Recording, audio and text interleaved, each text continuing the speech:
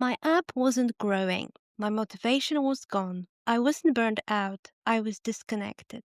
Then one user calls changed everything.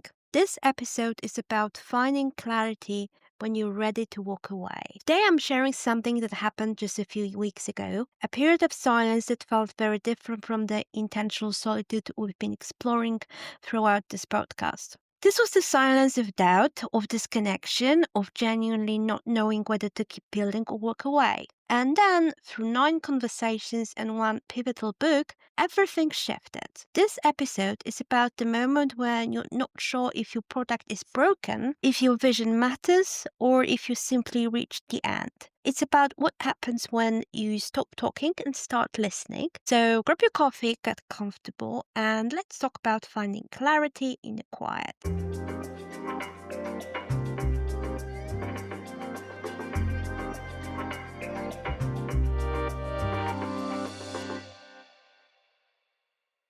A few weeks ago, I quietly stopped talking about my app. There were no dramatic announcements, no posts about taking a well-deserved vacations, no vulnerable burnout confession.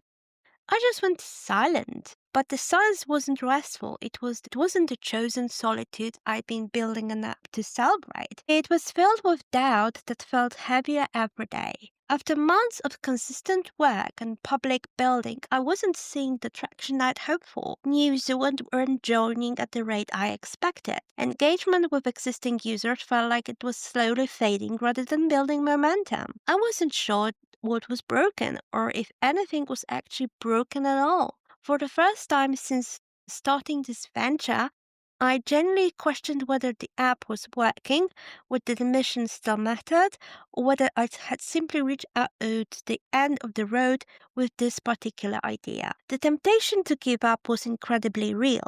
I found myself researching pivot strategies, considering whether I should shift to a completely different product, or even contemplating walking away from entrepreneurship entirely and getting what my family would call a real job.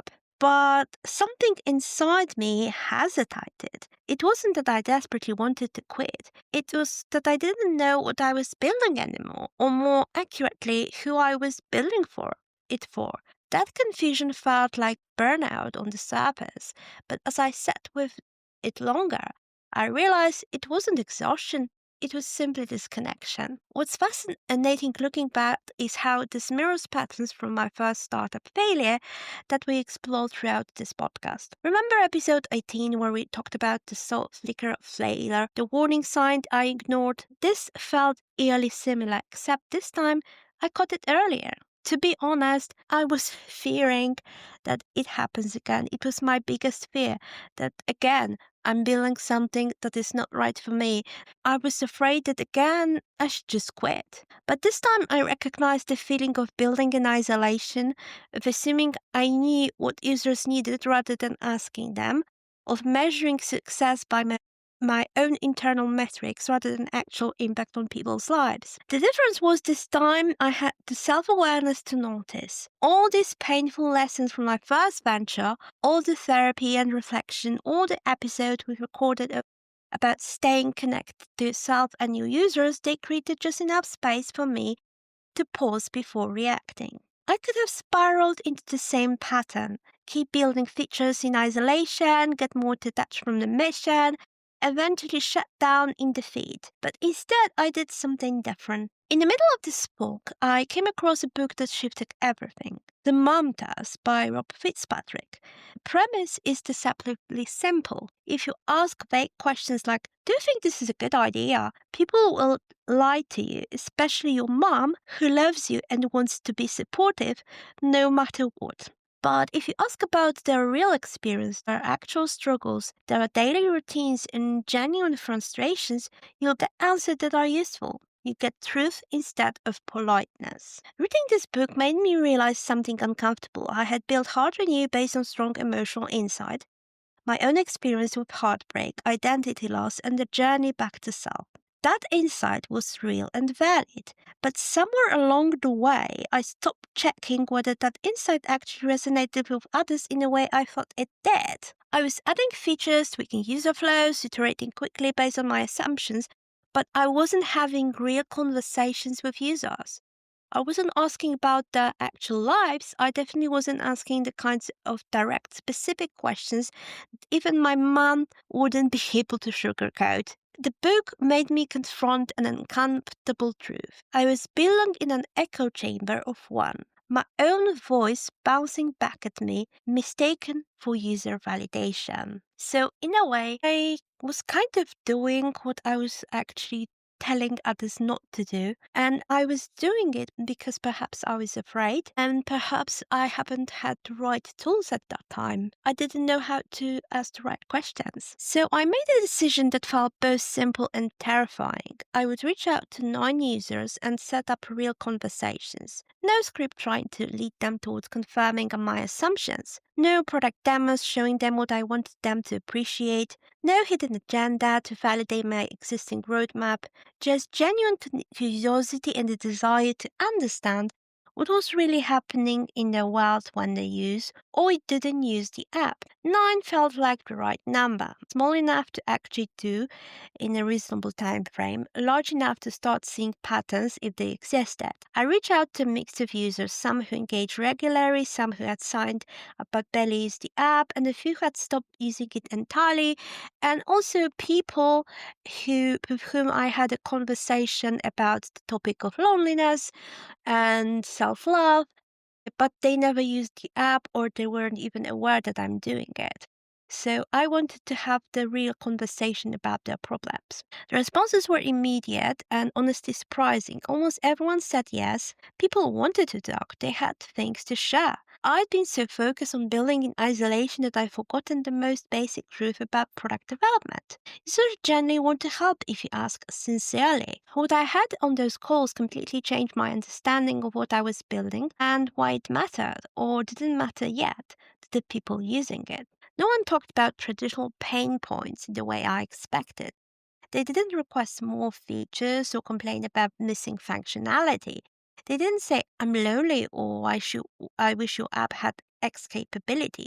Instead, they spoke in softer, more human terms that I hadn't created space to hear before. One user shared, I feel guilty prioritizing myself, like I'm being selfish or indulgent when I spend time on self reflection and loving myself or doing something which is just for me. Another admitted, I'm always surrounded by people at work, at home, on social media, but no one really sees me, like the real me underneath the roles I play. Someone asked something that stopped me in the tracks. Writing to myself in your app feels grounding, like being help, but like closing them alone again with everything. They weren't feature requests, they were emotional truths quietly spoken in ways that revealed something I'd been completely missing. One user mentioned that she takes screenshots of comments people leave about her work and keep them in folder in her phone to look at on hard days. Another said he encourages his mom to keep a notebook with the compliments from her clients for when she's doubting herself.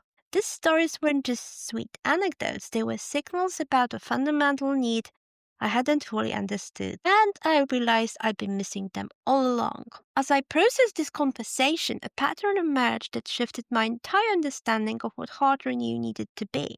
The app wasn't fundamentally broken. The core insight about self-dating and chosen solitude remained valid and important, but it was incomplete. I had focused so much on offering people space for solitude and reflection that I'd forgotten something essential.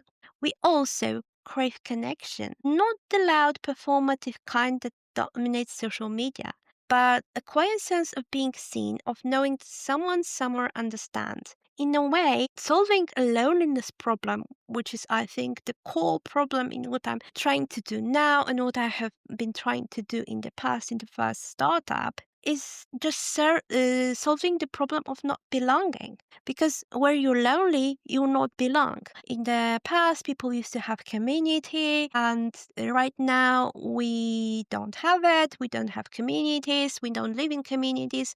So if I don't have a community, at least I can love myself. So up until this point, the app had been centered entirely around self-love, encouraging users to reconnect with themselves through writing, prompts, and mindful rituals. But these interviews helped me see a subtle, powerful distinction. People didn't just want to love themselves alone, they want to feel less alone while learning to love themselves. So, in a way, they want to belong to a community uh, that focuses on that. So they want to know that they're not alone in the fact that they're focusing on themselves. This is actually supported by attachment theory research we discussed before. Having a secure base, someone who sees you and holds space for you, is what allows you to explore and develop autonomy. I'd been building tools for autonomy without creating any sense of witness or reflection back. The app had become a space for solitary practice, but humans need what psychologists call attunement, the experience of being emotionally recognized and understood. You can't develop that entirely alone. So, this insight fundamentally changed the roadmap. Heart Renew isn't just a journal anymore, it's becoming space for what I'm called shared solitude, reflection with a subtle sense of being reflected back. So, we're now building features that create gentle, non-intrusive connection. Something maybe like a collective rituals that users can participate in silently at the same time, like group journaling hours where you know others are also writing, even though you're in your own private space, anonymous shared reflections, ways to see that others have wrestled with similar feelings without the pressure of direct social interaction or performative positivity. Soft signals that let you know you're not alone, subtle indicators that other people are also showing up for themselves right now, creating a sense of companionship without demands. These aren't designed to drive traditional engagement metrics or create sticky loops that keep people scrolling. They're designed to recreate the subtle sense of companionship we all crave, the feeling that you're not alone, even in silence. It's a move away from noisy community building towards something more tender and honest. Because sometimes what makes someone's day isn't a pushy notification or like. Sometimes it's just knowing that someone else also sitting with their feelings, also trying to reconnect with themselves. Looking back, I realized that the silence wasn't my enemy, but it also wasn't my solution. I thought I need rest. I thought I need space to think. But what I really need was to reconnect with my users first, and through that connection with the deeper reason I started building in the first place. The mom test didn't just teach me how to ask better questions. It taught me to listen differently, to stop looking for validation of my existing ideas and start seeking genuine understanding of what people actually experience, to trade my assumptions for empathy earned through real conversation. It taught me to let go of the idea that building in isolation would somehow protect me from failure or criticism. It doesn't. It just makes the failure harder to see until it's too late. This is one of the core tension in building any product, but especially one related to emotional wellness. You have to balance your vision with actual using it. Your insight about what matters is important. It's what gives you conviction and direction. But you can't fall so in love with your own vision that you stop checking whether it matches what people actually experience. If you're listening to this and you're in the stuck place right now, if your product feels flat and your purpose feels even flatter, I want to share what I've learned. Don't just quit just yet. That might be the right decision eventually, but don't make it from the fog of disconnection. Don't rush into building something completely new as an escape. The same pattern will likely repeat if you don't address the underlying issue. Instead, try asking better questions. Not, do you like my product? But tell me about the last time you felt the emotion your product addresses. What happened? What did you do? Listen for what people really need, not what they think they're supposed to say. The truth usually comes out in stories and specific examples, not in abstract statements about features. The answers might not come immediately. You might need to talk to 10 or 20 people before patterns emerge, but they will come, and when they do, they point towards a version of your work that feels more alive, more useful, and more true. This experience taught me something profound about the founder journey that connects to everything we explored in this podcast and previous episodes. Building a startup is fundamental about staying connected to yourself, to your users, to your why. Every time I've gotten into trouble, it's been because one of those connections broke down. My first startup failed partly because I lost connection with myself, fusing my identity with the business. The narcissistic co-founder situation happened because I ignored my gut connection to my own intuition. And the recent silence happened because I'd lost connection with my users, building based on assumptions rather than continued dialogue. The pattern is clear. This connection leads to confusion, which leads to paralysis or reactive decisions. Connection, even when it reveals uncomfortable truths, leads to clarity, which leads to aligned actions. In the end, I didn't need a break from building. I needed to remember who I am building for and why. I'm not building for metrics that impress investors. I'm not building for a future acquisition or to prove something about my capabilities. I'm building for real people with real needs and quiet desire they don't always know how to articulate. People who feel guilty prioritizing themselves, people who are surrounded by others but still feel unseen, people who want to reconnect with who they are beneath all the roles they play. That's the work, that's the mission, and when I reconnect with the truth, everything else, the features, the roadmap, the business model starts to clarify. I'm in the process of redesigning major parts of the app based on this insight, not abandoning the core mission of self-dating and chosen solitude, but expanding it to include the crucial element of witness and gentle connection. Because as I said, people fundamentally are social creatures. Even if they choose to be alone, they want to know that others are also focusing on themselves. So I think that's the paradox of me trying to solve the problem of loneliness. Because loneliness is not always about, being social, or it's not about, chosen solitude. I think it's about both.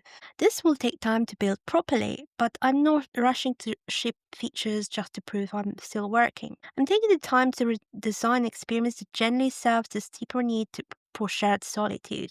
And I'm committed to ongoing conversations with users, not just when I'm stuck, but as a regular practice, making space to listen, to understand, to check my assumptions against lived reality.